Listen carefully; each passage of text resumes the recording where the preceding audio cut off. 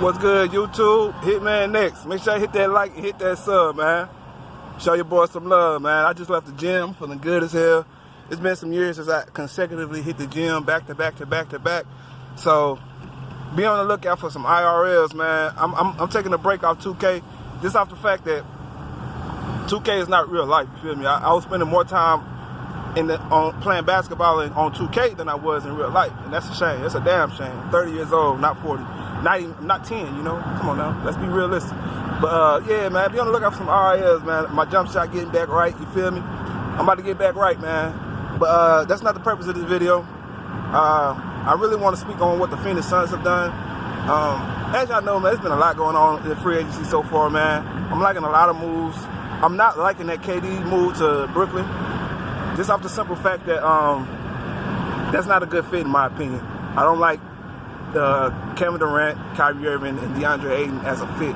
Now, on paper, yes, it looks good, but you know how Brooklyn is. They're good at making teams look good on paper. You know, now they will have a bench. Don't get it twisted. You know, but I feel like they're gonna realize real quick that they're gonna have to make a few moves, a few trades to get some shooters around them, to get some floor spacing around them. They don't have any floor spacing, and the point guard that they do have is not a true facilitator unless they're going to run Spencer Dinwiddie and Kyrie, but that's yet to be seen.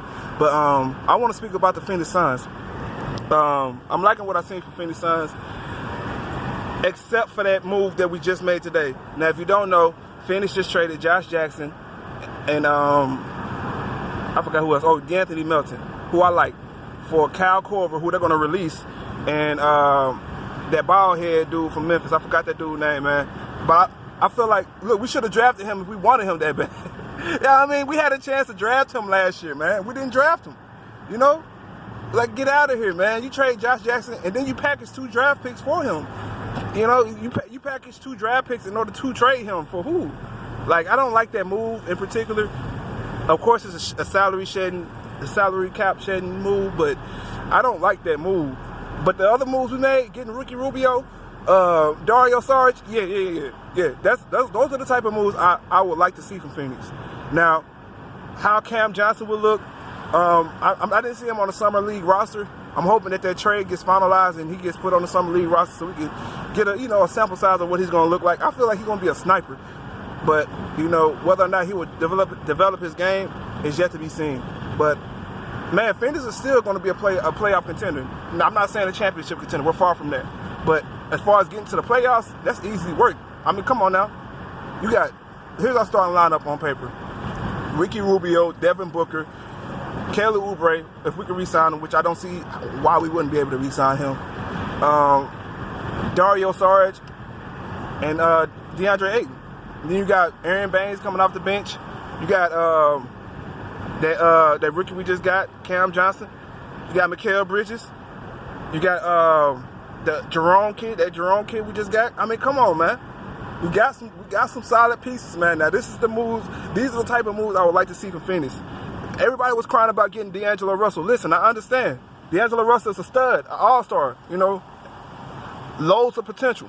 But as far as his fit with Devin Booker, I don't like that because of the simple fact I don't want to see 2 guards taking over and our big man not getting touches when our big man is the most effective player on our team. DeAndre Ayton, y'all can say y'all want about DeAndre Ayton. We should have picked up Luka Doncic. I'm not going to argue about that.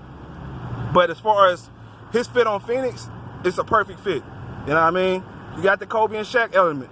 We just need to get him touches. What does Shaq need? Wasn't nobody asking for Shaq to get touches, except for when he came to LA and Kobe was jacking up all them shots. But earlier in his career, wasn't nobody saying he needs to get touches. He got his touches, and what was he when he got his touches? That's all I'm saying. In my opinion, DeAndre Ayton has a chance to be a far better rebounder than Shaq. And he has a chance to have a longer career because he has a slender frame. He's not as bulky as Shaq was when Shaq was a behemoth when he came into the league.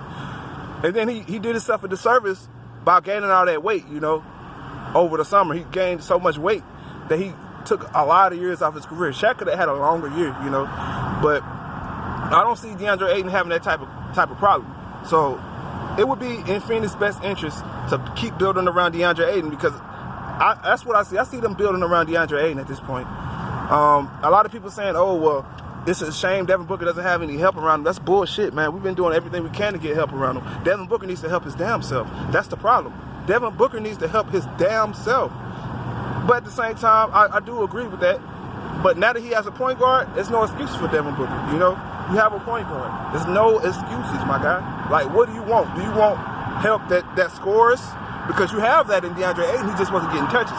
Or do you want help that's going to get you the ball? Because now you have that in Ricky Rubio. Or do you want help that's going to defend? Because you've been had that with a lot of players, you know, that we've been putting around them, but, you know, we for some strange, odd reason, we're getting torched. I don't understand it, you know. Just don't understand it.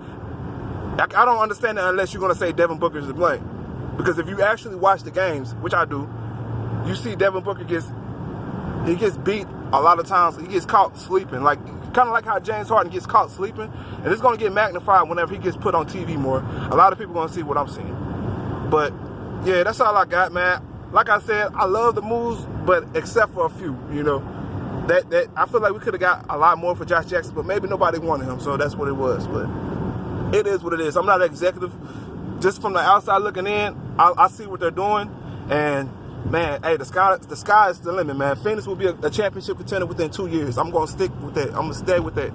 But yeah, that's all I got. Hit that comment section, hit that like button, hit that sub if you ain't. Let me know how you feel about this one. I'm out of here.